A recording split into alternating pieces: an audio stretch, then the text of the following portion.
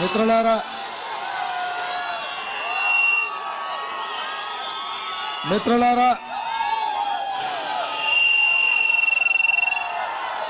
Congress party శ్రీమతి సోనియా గాంధీ గారు, శ్రీ మల్లికార్జున్ ఖర్గే గారు, శ్రీ రాహుల్ గాంధీ గారు మల్కాజ్గిరి పార్లమెంట్ నియోజకవర్గ కాంగ్రెస్ పార్లమెంటు అభ్యర్థిగా పట్నం సునీత మహేందర్ రెడ్డి గారిని ఈ ఎన్నికల బరిలో దించుతే కార్యక్రమ అధ్యక్షత మిత్రుడు హరివర్ధన్ రెడ్డి గారు వహించి హనుమంత్ రెడ్డి గారు, శ్రీశైలం గౌడ్ గారు, భూపతి రెడ్డి గారు, మా సోదరుడు మాజీ శాసనసభ్యులు మైనంపల్లి హనుమంతరావు గారు, మాజీ మంత్రివర్యులు శాసనమండలి సభ్యులు చీఫ్ విప్ పట్నం మహేందర్ రెడ్డి గారు, మేడ్చల్ మల్కాజ్గిరి జిల్లా పార్టీ నాయకులు, మండల పార్టీ నాయకులు, డివిజన్ పార్టీ అధ్యక్షులు, బస్తీల నాయకులు, ప్రాణ సమానులైన కాంగ్రెస్ పార్టీ కార్యకర్తలందరూ వేలాదిగా ఇక్కడికి వచ్చి, ముఖ్యంగా మా ఆడబిడ్డలు కూడా చాలా మంది ఇంత ఆలస్యమైనా సునీతమ్మను ఆశీర్వదించడానికి, ఎన్నికల్లో గెలిపించడానికి విచ్చేసిన మీకు అందరికీ మనస్ఫూర్తిగా ధన్యవాదాలు తెలియజేస్తున్న మిత్రులారా, కూన శ్రీశైలం గౌడ్ గారు చెప్పినట్టు 2018లో ఆనాడు చంద్రశేఖరరావు గారు కక్ష కట్టి వేల మంది పోలీసులను పెట్టి కొడంగల్ శాసనసభ నియోజకవర్గంలో అర్ధరాత్రి నా ఇంటి తలుపులు బద్దలు కొట్టి పోలీస్ స్టేషన్లో నిర్బంధించి ఆ ఎన్నికల్లో నన్ను ఓడించడం జరిగింది. అందరూ అనుకున్నారు, శత్రువులు సంతోషపడ్డారు, రేవంత్ రెడ్డి పని అయిపోయిందని. కానీ 3 నెలలు తిరిగే లోపలనే మళ్ళీ కాంగ్రెస్ పార్టీ మల్కాజ్గిరి పార్లమెంట్ ఎన్నికల బరిలో దించుతే వేలాది మంది కాంగ్రెస్ పార్టీ కార్యకర్తలు కేవలం 20 రోజుల్లోనే తమ రక్తాన్ని చెమటగా మార్చి భుజాలు కాయలు కాసేలా ఈ 3 రంగుల జెండాను మోసి ఆనాడు మా కాంగ్రెస్ పార్టీ కార్యకర్తలతో పాటు మా కమ్యూనిస్టు సోదరులు, సిపిఎం నాయకులు, కోదండరామ్ గారు తెలంగాణ జనసమితి అండగా నిలబడి ఆ ఎన్నికల్లో నన్ను గెలిపించడం జరిగింది. ఆనాడు బస్తీలలో ఉన్నవాళ్ళు, తండాలలో ఉండే సోదరులు, కాలనీలలో ఉండే మిత్రులు, ఇక్కడ ఉండే కార్మికులు ప్రశ్నించే గొంతుకై గల్లీ నుంచి ఢిల్లీ వరకు తెలంగాణ సమస్యల మీద మాట్లాడతాడు, కొట్లాడతాడని ఒక నమ్మకం, విశ్వాసం పెట్టి నన్ను ఈ దేశంలోనే పెద్ద పార్లమెంటు నియోజకవర్గమైన ఈ మల్కాజ్గిరిని ఎంపీగా గెలిపించారు. మీరిచ్చిన అండ, మీరిచ్చిన బలంతో వెనక్కి తిరిగి చూడకుండా ప్రశ్నించే గొంతుకై మన రాష్ట్ర సమస్యల్ని పార్లమెంటులో లేవనెత్తుతూ సోనియా గాంధీ గారి ఆశీర్వాదంతో కాంగ్రెస్ పార్టీ అధ్యక్షుడిగా ఈ రాష్ట్ర బాధ్యతలు చేపట్టిన ఆ రోజు నుంచి దాదాపుగా 2.5 సంవత్సరాలు తండాలలో, గూడెలలో, మారుమూల పల్లెల్లో దళితుల మధ్య, గిరిజనుల మధ్య, ఆదివాసీల మధ్య, మైనారిటీల మధ్య, మహిళల మధ్య, విద్యార్థుల మధ్య, నిరుద్యోగుల మధ్య, ఉద్యమకారుల మధ్య ఈ తెలంగాణ రాష్ట్ర సమస్యలు తెలుసుకుంటూ చంద్రశేఖరరావు గారిని ప్రశ్నిస్తూ టిఆర్ఎస్ ను నిలదీస్తూ అహర్నిశలు రోజుకు 18 గంటలు మీకోసం మీ మధ్యలుండి కొట్లాడిన.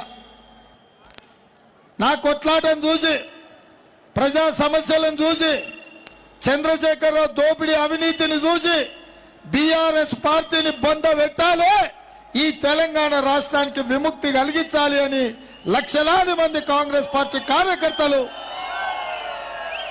తెలంగాణ సమాజం అంతా కదిలి వచ్చి బీఆర్ఎస్ ను పొందబెట్టి కాంగ్రెస్ పార్టీని గెలిపించి ఇందిరమ్మ రాజ్యాన్ని తీసుకొచ్చింది. ఇవాళ వచ్చిన ప్రభుత్వంలో 100 రోజుల్లోనే ఇచ్చిన మాట ప్రకారం 6 గ్యారెంటీలలో 5 గ్యారెంటీలను అమలు చేసి మీ చేత శభాష్ అనిపించుకొని మా రేవంత్ అన్న మాట ఇస్తే మాట తప్పడు అని మీతో అనిపించుకునే పరిస్థితి వచ్చింది. అందుకే మా ఆడబిడ్డలకు ఆర్టీసీ బస్సుల్లో ఉచిత ప్రయాణం, మా అక్కలకు మా పెద్దమ్మలకు 500 రూపాయలకే సిలిండర్ ఇంటి దగ్గర ఇచ్చే విధానం, ప్రతి పేదవాడి ఇంటిలో వెలుగులు ఉండాలి, మా పేదోళ్ళ కళ్ళల్లో ఆనందం చూడాలి అని 200 యూనిట్లు ఉచితంగా విద్యుత్ ప్రతి ఇంటికి ఇచ్చి పేదవాళ్లను ఆదుకున్నాం.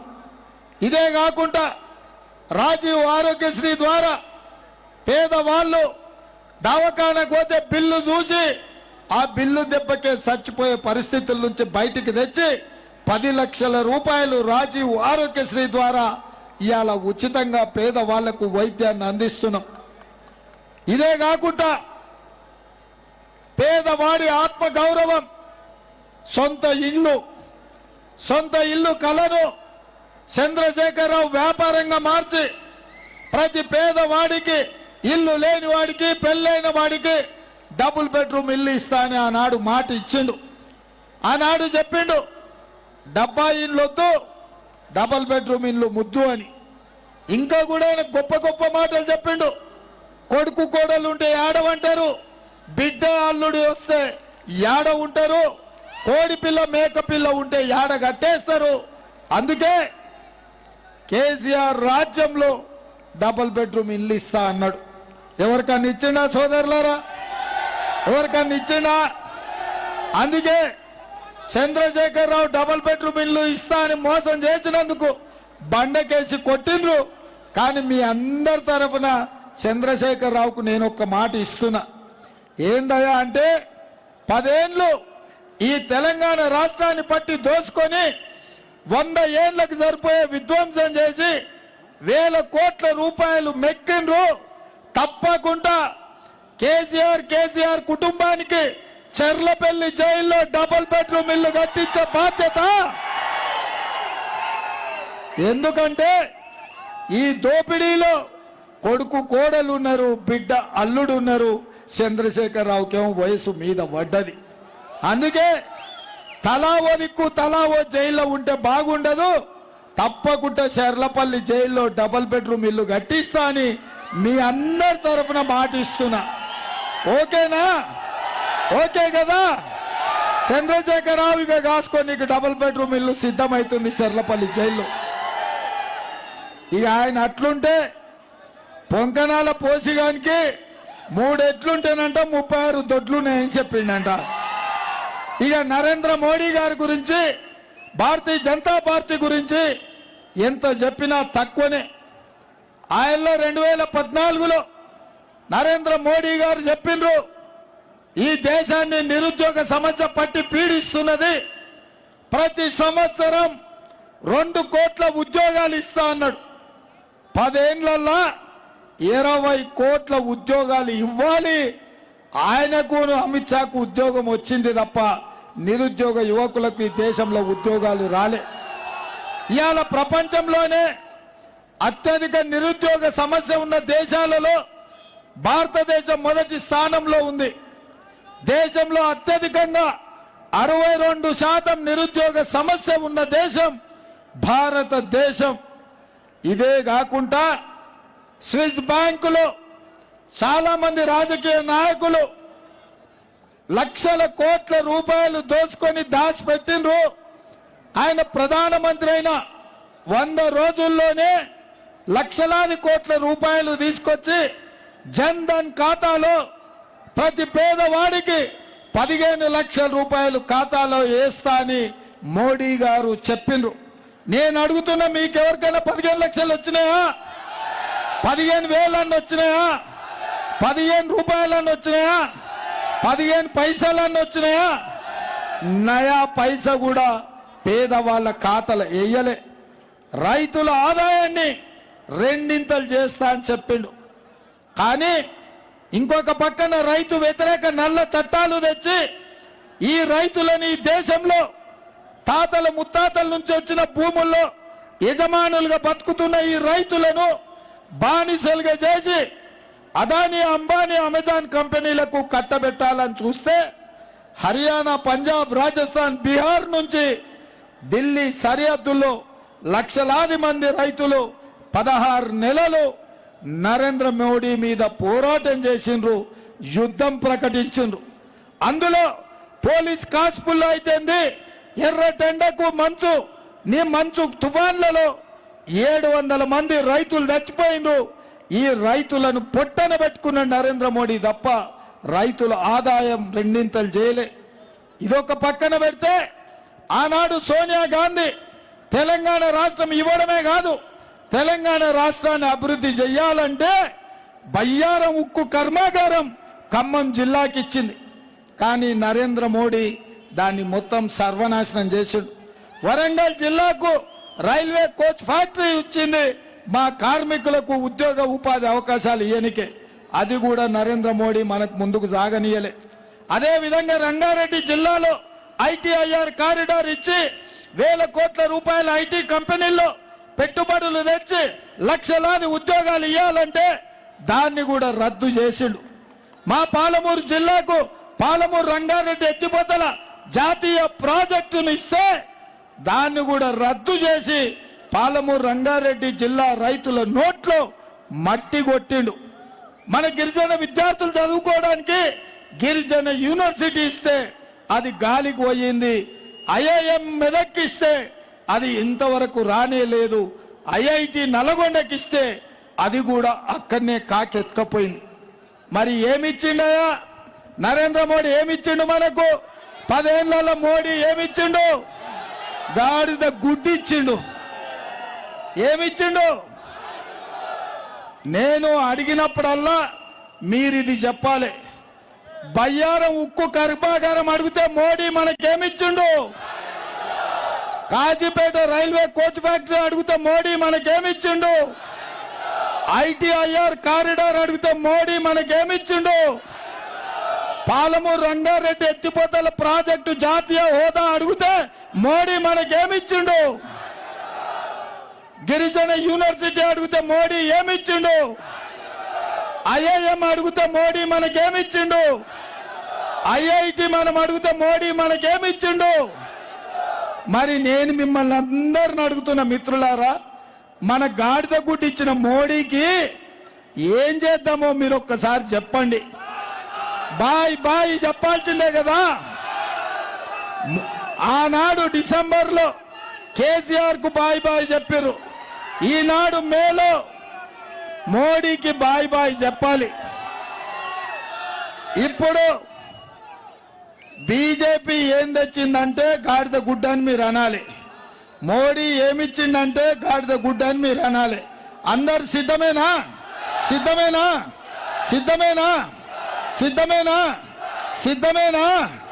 బీజేపీ ఏమిచ్చింది? మోడీ ఏం తెచ్చిండు? బీజేపీ ఏమిచ్చింది? మోడీ ఏం తెచ్చిండు? బీజేపీ ఏమిచ్చింది? మోడీ ఏం తెచ్చిండు? బీజేపీ ఏమిచ్చింది?